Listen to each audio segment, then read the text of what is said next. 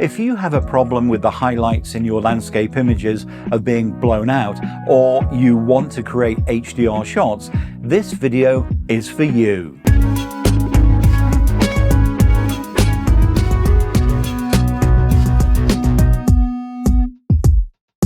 In this video, I'm going to show you how to set up automatic exposure bracketing on a Canon EOS R. But the process is very similar on any other EOS R series camera, like the R5 and R6. So, what is automatic exposure bracketing? Simply put, your camera takes multiple shots at different exposures, so all the shadow, midtone and highlight is captured. Those images can then be combined in software to create a single image with more details than a normal shot. I'll demonstrate what's probably the most popular setup, where you take 3 shots. That's a normally exposed shot bracketed by 2 others, one that's 2 stops underexposed and the other that's 2 stops overexposed. And I'll show you how you can take all 3 shots with one press of the shutter button. With the camera turned on, press the mode button on the top right of the camera. Although you can use automatic exposure bracketing with flexible priority, program, shutter priority and aperture priority, we'll use manual exposure mode. So choose M, then press set or the mode button to save the mode. Next, press the menu button and navigate to the 3rd page of the red camera menu, or just tap the red camera tab and then the number 3. You want the first item on the page, expo.comp/AEB. Either tap on it or press the set button. On the page that opens, you'll see something that looks like the exposure level indicator that's usually near the bottom of your normal shooting screen. The numbers represent the exposure stops above or below the normal exposure. The dots between the numbers are 1/3 of a stop increments. We want to bracket the correct exposure by 2 stops, so start to roll the vertical scroll wheel to the right by 6 clicks. Because we've dialed in 2 stops between the correct and bracketed exposure, the total exposure range is 4 stops.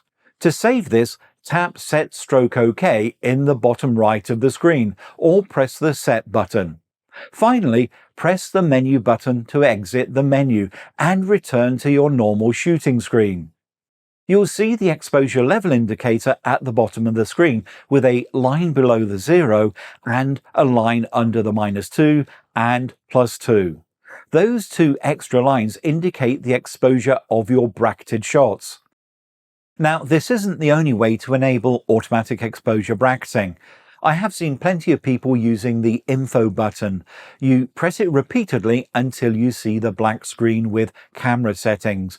Then press the set button or tap Q on the screen. Tap the exposure meter and roll the vertical scroll wheel to the right by 6 clicks. This will move the bracket indicators to plus and -2, meaning you're bracketed by 2 stops either side of your normal exposure. If you overshoot, roll the wheel back to the left until the meter indicates 2 stops of bracketing. Finally, tap the return arrow in the bottom left of the display and press the info button to return to the normal screen display. You could now start taking your bracketed shots, but if you're in single shot mode, each shot would require a separate press of the shutter button. If you want all 3 shots to fire automatically, you'll need to be in one of the continuous shooting drive modes, or choose one of the shutter delay modes. When in continuous shooting mode, you'll have to hold down the shutter button until all 3 shots have been taken, which can introduce some camera shake on longer exposures. The preference is therefore the 2-second shutter delay, so you can press the shutter, let go, and after 2 seconds your 3 shots will be taken automatically. To select the 2-second delay, press the Q or Quick Control button to open the Quick Control menu. On the left side of the screen, one of the items will be your current drive selection. Tap to select drive mode. From the row of icons that appear at the bottom of the screen, highlight the 2-second delay, then press the Q button to enable your selection and exit to your shooting screen. You're now ready to fire off your bracketed shots. After pressing the shutter button, you'll get a countdown beep and the AF assist light will flash. If you also have a top display like the EOS R and R5, you'll also see a number countdown. That's it for today. Thanks for watching. Please like, share and subscribe if you found this video useful.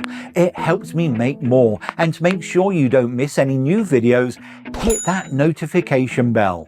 Finally, you can find in-depth articles on my website, DIYvideostudio.com. I'll put a link in the description. I wish you well and look forward to seeing you again next time.